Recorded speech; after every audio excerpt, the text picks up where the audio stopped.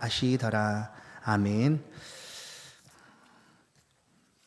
교회 소식을 잠깐 말씀드립니다. 성탄 축하 예배가 이번 주 목요일 25일 오전 11시 본당에서 있습니다. 요하세례식, 우리 3명이 요하세례를 받고요. 성가대에서 성탄 칸타타를 준비했습니다. 함께 오셔서 기쁨의 시간 될 수 있기를 바랍니다. 다음 주 식당 섬김은 4조입니다. 4조로 정정합니다. 4조에서 섬겨주시면 되겠습니다. 다른 광고는 주보를 참조하십시오. 다시 한번 인사하십시다. 오직 예수. 복음을 전파하라라는 제목으로 말씀을 오늘 함께 나누겠습니다. 마가복음 이제 마지막 16장 마지막 부분, 다음 주 한 주간 하면 마가복음이 마칩니다. 예수께서 부활하심으로 우리 가운데는 참 소망이 생겼습니다. 인류의 참 소망은 다른 것이 아니라 예수 부활입니다. 예수 부활 이전에 인류에게는 이런 참된 소망이 없었습니다. 왜냐하면 사람은 죽을 수밖에 없었고 죽어야 했고 그 삶에 사망이 왕노릇하는 그런 삶을 사람들은 살아갈 수밖에 없었습니다. 그러나 예수께서 부활하심으로 사망은 더 이상 우리를 주장하지 못하게 되었습니다. 더 이상 위협할 수가 없게 되었습니다. 요한복음 11장 24절 25절 말씀처럼 나는 부활이여 생명이니 나를 믿는 자는 죽어도 살겠고 그렇습니다. 죽어도 살겠고. 이것이 무슨 말씀일까? 그것이 바로 부활입니다. 부활이 가져오는 참된 소망이죠. 이 땅의 생명이 죽는다 할지라도 그것으로 끝나는 것이 아니라 다시 살아나겠고입니다. 이 부활의 소망이 인류의 참된 소망입니다. 이것이 우리의 참된 믿음이기도 합니다. 고린도전서 15장은 이 믿음이 없으면 그 믿음은 헛된 믿음이다라고 말하는 것이 무엇인가? 그것이 바로 부활에 관한 말씀입니다. 부활의 믿음을 갖지 못하면 다른 많은 것을 믿고 따른다 할지라도 그 믿음은 헛것이다 라고까지 단호하게 하시는 말씀이 바로 이 부활입니다. 그래서 이 부활은 우리의 참 소망이다. 예수님이 부활하심으로 우리 가운데 소망을 주셨습니다. 그런데 예수께서 부활하셨지만 가룟 유다를 제외한 가룟 유다는 이제 죽었고 나머지 11 제자들조차도 이 부활을 믿지를 못합니다.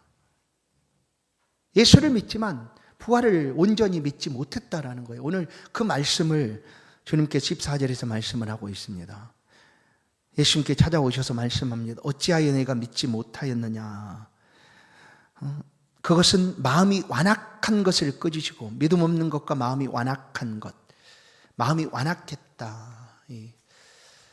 이 마음이 완악하다라는 표현은 단단한 마음의 상태를 표현하는 것과 마음이라는 것이 합성되어서 완악함이라는 단어를 만들어냈습니다. 완악함. 그러니까 이 완악함은 마음이 완전하게 단단해져 가지고 외부적인 어떠한 영향도 들어오지 못하는 그런 상태. 왜 예수님 부활하셨는데 그 12명의 제자들이 예수님의 부활을 온전히 믿지를 못하였을까? 왜 믿지 못하였을까? 직접 보면서도 어찌하여 그들은 예수님을 믿지 못했을까? 우리 중에 많은 사람들이 있습니다. 하나님이 행하시는 기적을 맛보면서도 그 하나님의 행하신 기적을 경험하면서도 하나님을 믿지 아니하는 사람도 있습니다. 하나님께서 보여주시는 수많은 기적들이 있어도 그것들을 목도하면서도 그 보여주고 계시는 하나님을 믿지 못하는 사람들도 있다라는 거예요. 그것이 무엇인가 하면 마음이 완악함 때문입니다. 단단해져 버린 그 마음속에 그 어떤 자극도 반응도 나타날 수가 없다.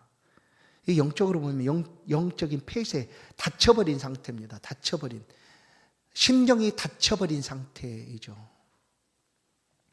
그래서 예수님의 제자들이 예수님을 믿지를 못한 거예요. 부활을 믿지 못했어요. 그런데 그런 제자들에게 예수님이 찾아오셨습니다. 찾아와서 그들의 믿음 없음을 꾸짖으시고 믿음을 다시금 회복시켜주는 내용이 바로 본문의 말씀이죠. 왜 이들이 이런 완악한 마음으로 예수님의 부활을 믿지를 못하게 되었을까? 그것은 우리도 마찬가지죠. 우리의 지식이나 경험은 확실하다고 여기지만 그것들이 아닌 것들에 대해서는 우리가 불분명하게 생각을 합니다. 정말 그럴까 하는 거죠. 그러니까 이 제자들도 부활을 확실하게 경험을 못한 거예요. 그들의 삶에서 이 부활이라는 것을 만난 적도 없어요. 경험해 보지도 못했어요. 그래서 못 믿은 거예요. 그래서 도마 같은 사람은 직접 눈으로 보고야 내가 믿겠다. 그런 일이 있겠느냐. 내가 골고다 언덕 십자가 예수님이 못 박혀 죽으신 걸 내가 봤는데 부활했다고? 못 믿어. 이런 거죠. 그래서 그들이 믿지 못하는 것은 예수님을 믿지 못한 게 아니에요. 잘 보세요. 예수님 믿었어요. 그러나 예수님의 부활을 못 믿은 거예요. 그러면 우리의 믿음이라는 것이 어느까지 영향을 미치고 있는가 하면 이 부활의 믿음까지가 참된 믿음이다라는 거예요. 다른 것 안 믿어도 부활을 믿지 못하면 그 믿음은 참되지 못하다. 그래서 예수님은 먼저 그들의 완악한 마음을 지적하시고 꾸짖으시고 그들 가운데 믿음을 다시금 회복시켜 주셨어요. 죽었다 살아날 수가 있느냐? 경험해보지 않았죠.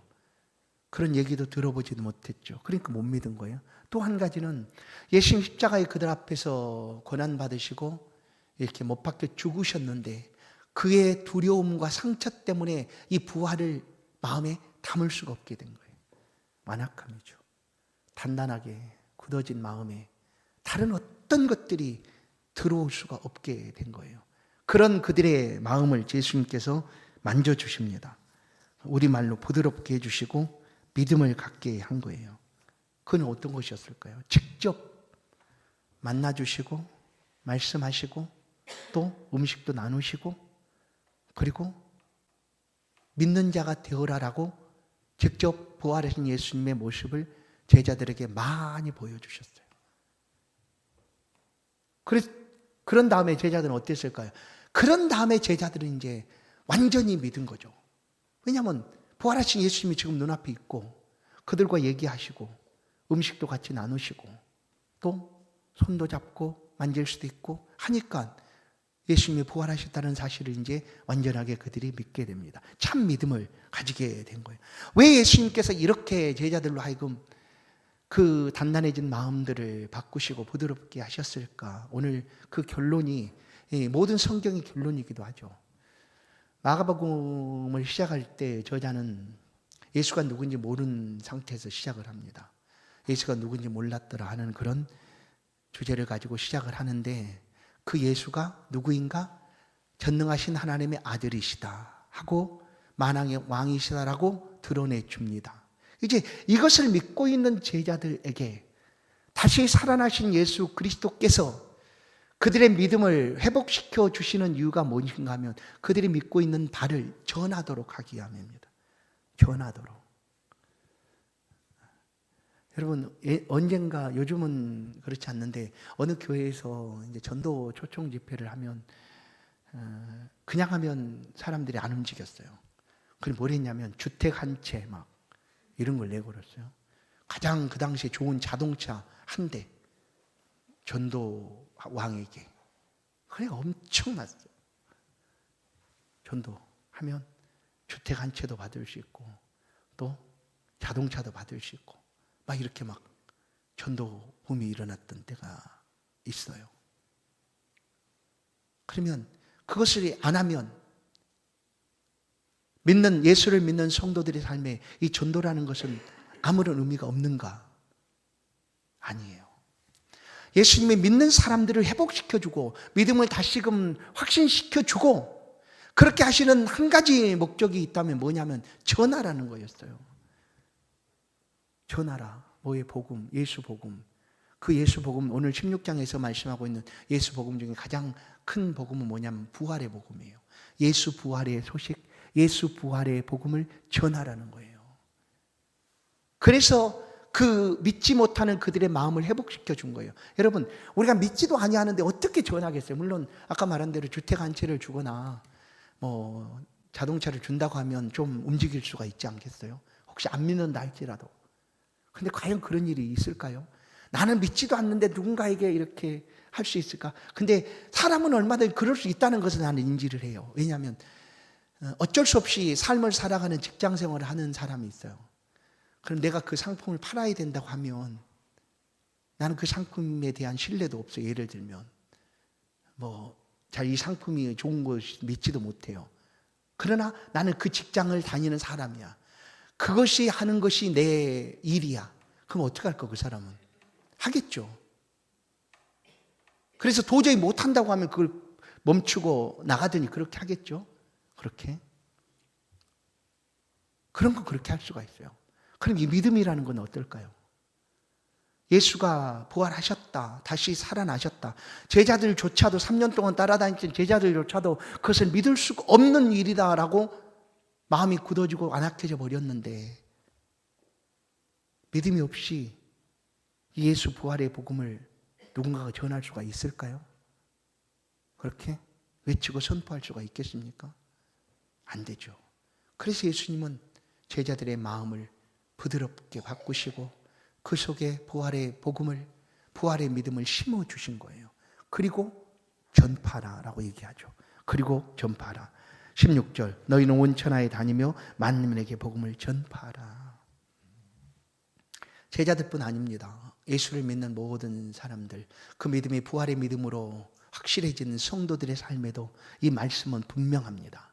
온 천하에 다니며 복음을 전파하라 라는 거예요. 혹시 누군가가 목사님이 전도 얘기를 하면 부담이 됩니다.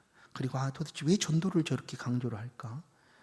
교회 재정이 좀 부족한가? 이렇게 생각할 수도 있어요. 그래서 자꾸 저렇게 말씀하실까? 아니에요.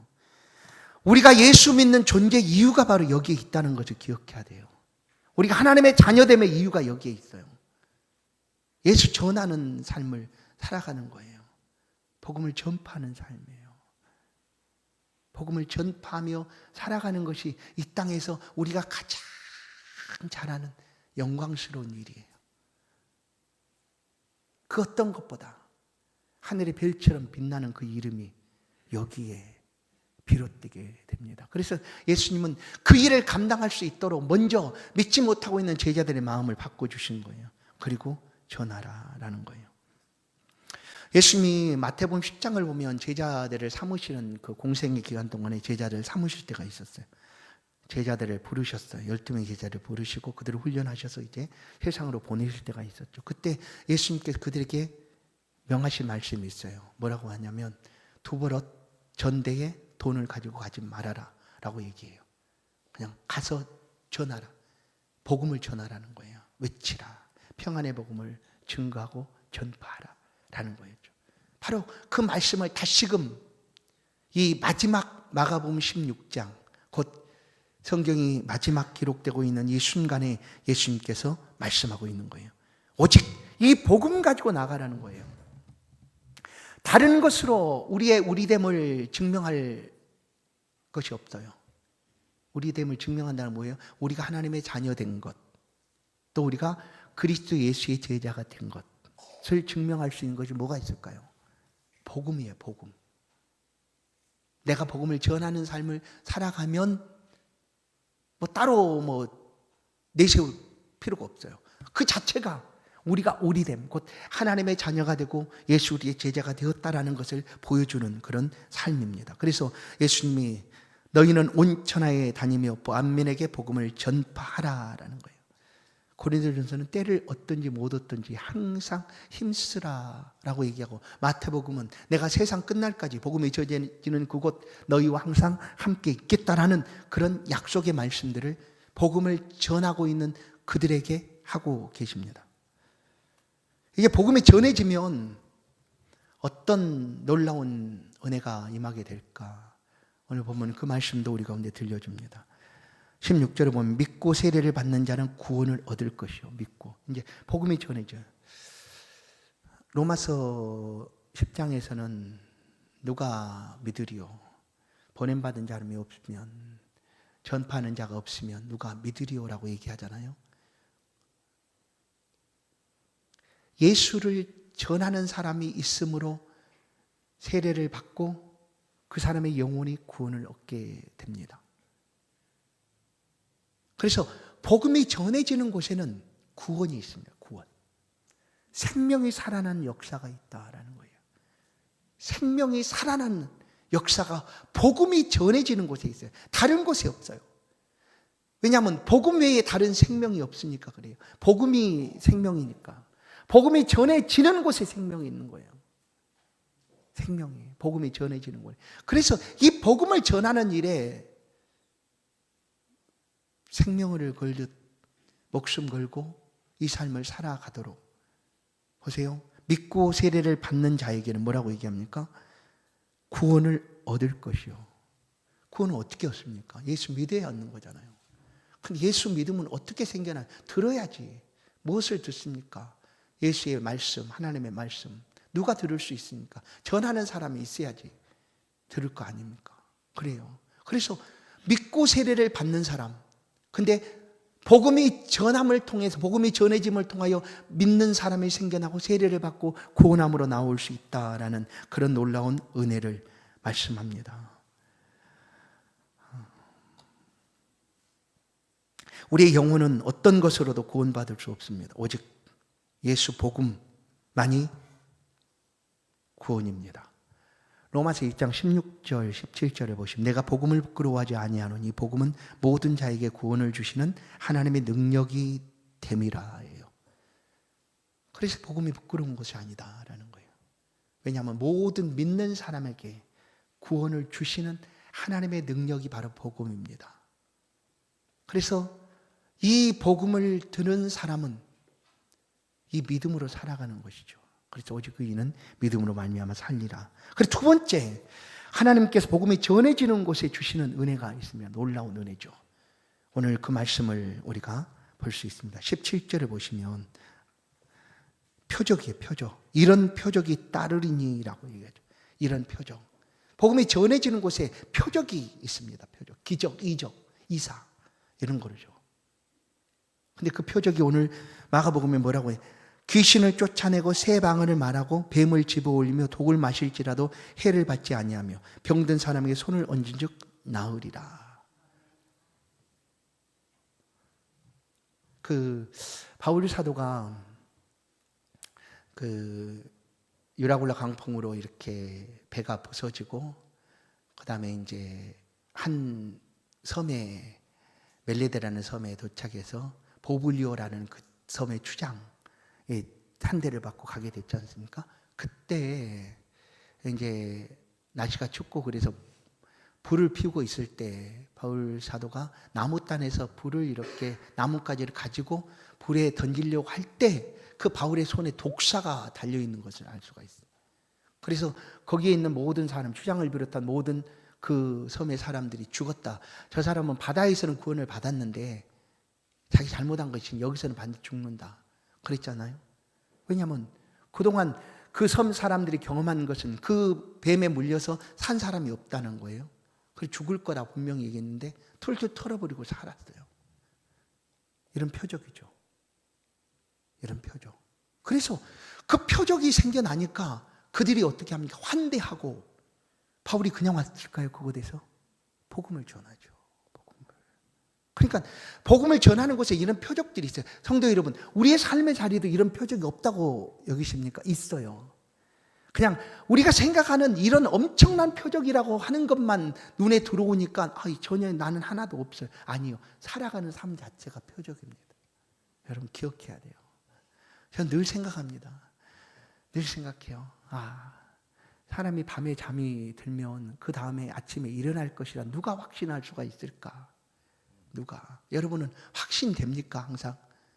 난 아침에 이상 없이 아무 문제 없이 일어날 것이 확신이 돼요? 저는 잘 안 돼요. 그래서 잠을 잘 못 자는 것 같아요. 이 밤이 마지막 밤 같은 느낌이 맨날 들어요. 그래서 막 불안해서 잠을 잘 못 잘 때가 있어요. 우리는 확신할 수 없어요, 사실. 아침에 눈을 떠서 일어날까? 그런데 변함없이 아침에 눈을 뜨고 일어나잖아요.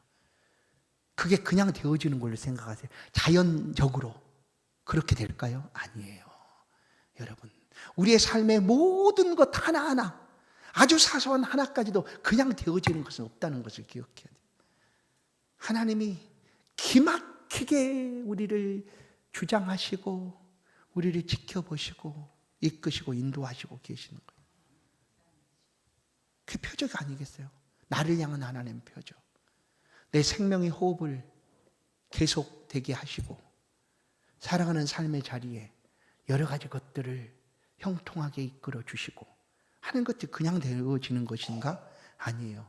하나님이 살아계시고 그 삶의 길을 하나님이 우리를 위하여 일하시고 계시기 때문에 큰 표적이 아니라고 내가 무시하고 있는 것일지라도 하나님은 나를 위하여 지금 그렇게 표적을 행하시고 계신다는 거예요.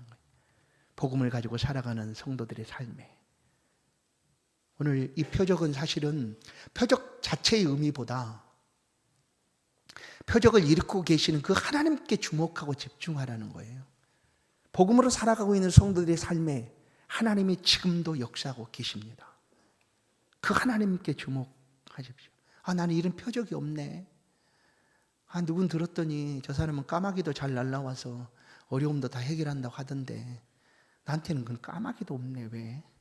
이러지 마시고 하나님이 지금도 나를 붙들고 계셔서 내가 숨쉬고 살아가고 하나님을 위하여 이것 하겠습니다 하는 그런 계획도 간직하고 또 장래와 미래에 대해서 소망을 가지고 살아가게 되는 것이다.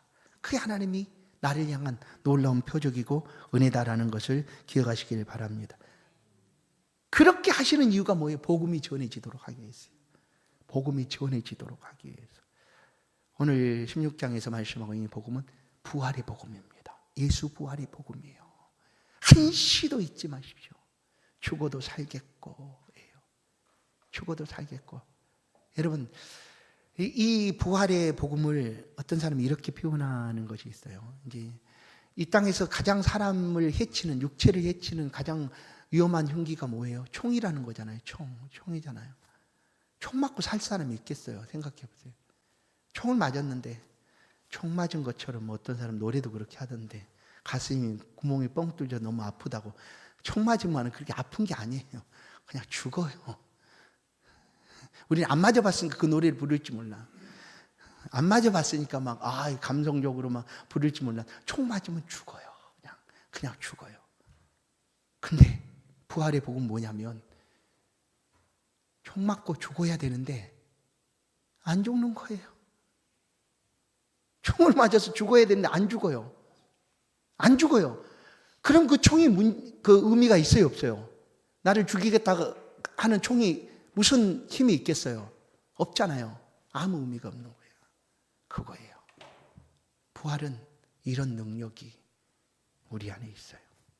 그 어떤 것으로도 이 부활의 복음을 가져가거나 빼앗아갈 수가 없어요. 죽인다? 물론 죽죠.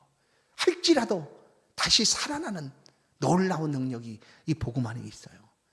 이것을 믿는 우리들이 예수님께서 마음의 단단함, 완악함을 부드럽게 바꾸시고 회복시켜 주신 것처럼 우리가 이 부활의 복음을 간직하고 그 부활의 복음으로 살아가면 그 자리에 놀라운 구원이 있고 하나님의 역사하시는 놀라운 표적들이 임하게 될 줄로 믿습니다. 완악한 마음이 있거든 하나님 거둬가 주십시오. 나도 예수 부활을 믿습니다. 이 부활을 믿고 의지하여 삶을 형통하게 살기를 원합니다. 하고 구하십시오. 그러면 그 심령 속에 예수님께서 제자들을 만져주셨던 것처럼 그 부드러운 은혜가 임하게 될 줄로 믿습니다. 오늘 우리는 이 부활의 복음이 있습니다. 이 부활의 복음을 믿고 살아가는 성도들의 삶에 하나님이 놀라운 표적들 또 구원의 은혜들을 날마다 더하여 주실 줄로 믿습니다. 예수 복음 전하는 일에 우리 모두가 함께하는 힘쓰는 그런 복된 성도들 되기를, 그래서 세상을 바꾸고 변화시키는 통로가 되는 그런 성도들 되길 주님의 이름으로 간절히 축원합니다. 하나님 아버지 감사합니다. 좋으신 하나님, 우리를 향한 하나님의 놀라운 역사하심, 이 시간도 주 앞에 엎드려 기도하며 주의 은혜를 구하는 성들의 심령 속에 임하여 주시니 감사합니다. 부활의 복음을 우리 가운데 간직하게 하시고 이 복음으로 살아가는 성도들의 모든 삶의 자리에 예수 복음이 전해지는 놀라운 역사가 있도록 우리를 그 복음의 통로로 사용하여 주옵소서. 이 세상을 바꿔가는 놀라운 능력의 사람이 될 수 있도록 우리의 삶의 자리를 인도하시고 붙들어 주옵소서. 예수 그리스도의 이름으로 기도하옵나이다. 아멘. 516장 찬양 드리며 예물을 하나님께 드립니다. 516장입니다.